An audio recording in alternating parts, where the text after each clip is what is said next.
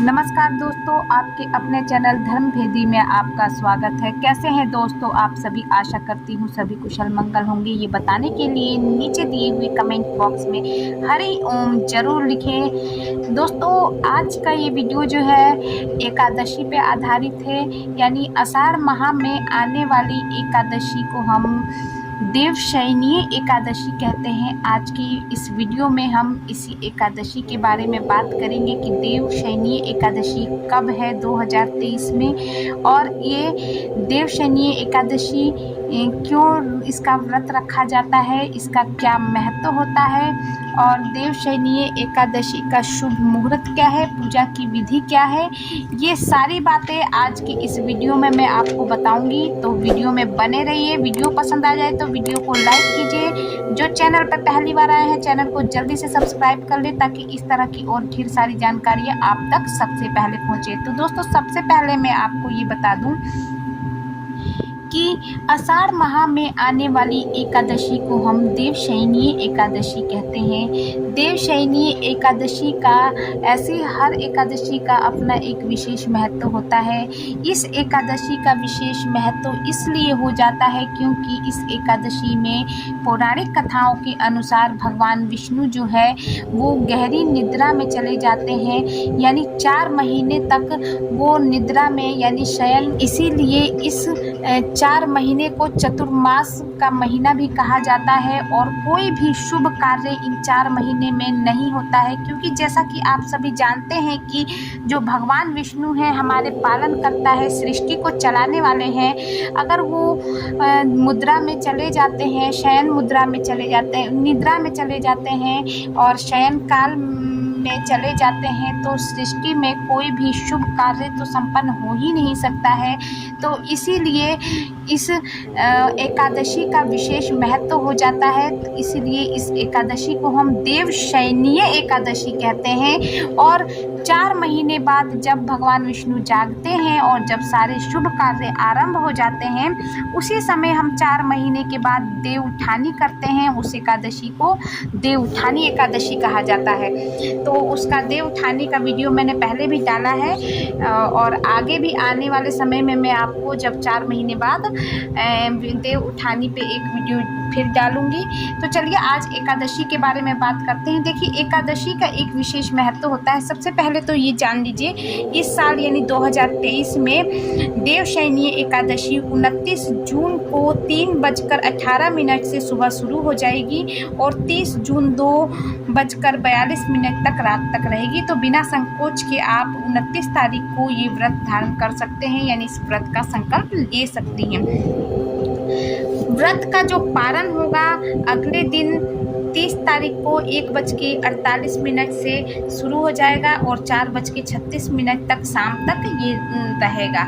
तो आप इस बीच में कभी भी पारण कर लें, यानी 30 तारीख को कुल मिलाकर पारण का समय है एकादशी का। तो ये मैंने आपको शुभ मुहूर्त के बारे में बता दिया, और किस दिन एकादशी का व्रत आपको रखना है उसके बारे में आपको बता दिया।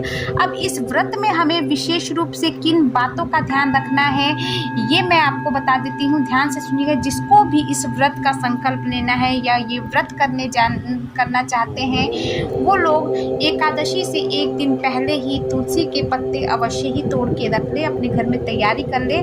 क्योंकि एकादशी के दिन हम सभी जानते हैं तुलसी माता को ना तो जल दिया जाता है, ना उनको छुआ जाता है।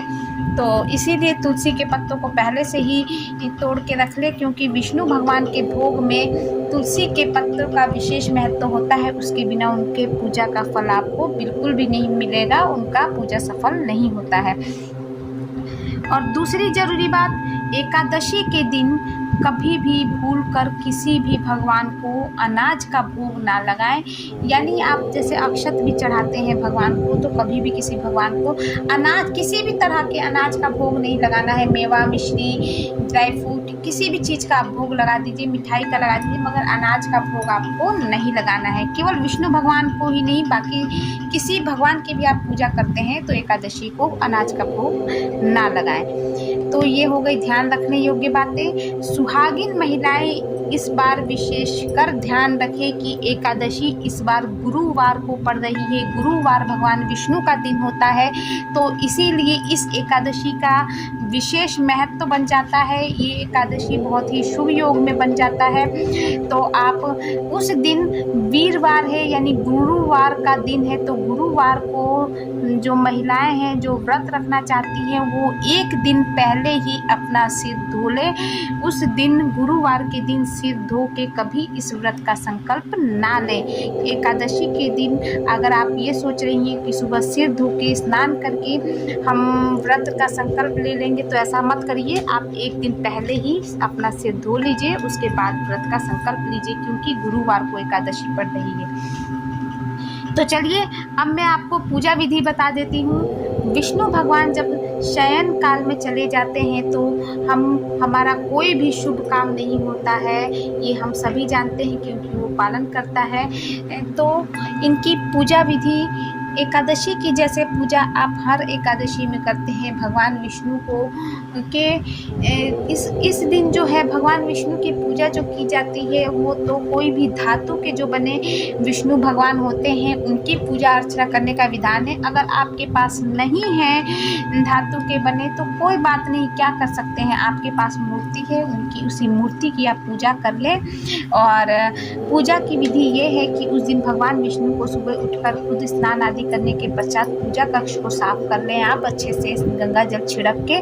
भगवान विष्णु को पीले रंग का वस्त्र पहनाए, पीले रंग का चंदन का लेप लगाए, पीले रंग के चंदन से ही भगवान विष्णु की पूजा करें। सुगंधित का फूल चढ़ाए पीले रंग का, और भगवान विष्णु को पीले रंग का भोग लगा दे प्रसाद का, तो ज़्यादा अच्छा रहेगा। पीले रंग की मिठाई लाके, अगर नहीं लगा सकते हैं तो मिश्री का भी भोग लगा दीजिए, उससे भी भगवान खुश हो जाते हैं। मगर एक बात ध्यान रखिए, उस दिन अगर आप पंचामृत चढ़ा सकते हैं भगवान को तो पंचामृत जरूर चढ़ा दें।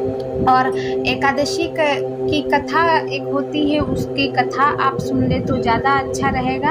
अगर नहीं सुन सकते हैं तो कोई बात नहीं, आप ऐसे ही आरती कर लें और व्रत अपना संपन्न करें। इस प्रकार से भगवान विष्णु की पूजा संपन्न करके और व्रत धारण करें। एक बात और ध्यान रखें, जब भी आप जो भी व्रत करना चाहते हैं एकादशी का, जो भी महिला हो पुरुष हो, कोई भी जो एकादशी का व्रत रखें, उस दिन जब भी वो व्रत रखती हैं तो भोजन में क्या खाएं ये मैं आपको बता देती हूँ। एकादशी के व्रत में हमेशा फल आहार ही लिया जाता है। उस दिन अनाज का या नमक का भोग नहीं लगाया जाता है। बहुत ज़्यादा आपको परेशानी है, बहुत दिक्कत है तो आप नमक खा सकते हैं, पर अनाज बिल्कुल भी ना खाएं। अनाज का कहने का मतलब ये हो गया है कि आप चावल बिल्कुल भी ना खाएं उस दिन। नमक का सामान अगर बहुत परेशानी है तो खाए, नहीं तो एकादशी का व्रत जो है फल पर ही किया जाता है, क्योंकि फल पर ही एकादशी का व्रत रखा जाता है। तो बेहतर यही होगा कि आप फल आहार ही लें। और बाकी एकादशी का व्रत इस तरह से आप संपन्न करें। और एक बात और आप ध्यान रखें, एकादशी के दिन कभी भी जो व्रत करते हैं वो किसी दूसरों की निंदा ना करें, चुगली ना करें। अगर आप ऐसा करते हैं, इन सब चीज़ों को करने से आपका व्रत भंग हो जाता है।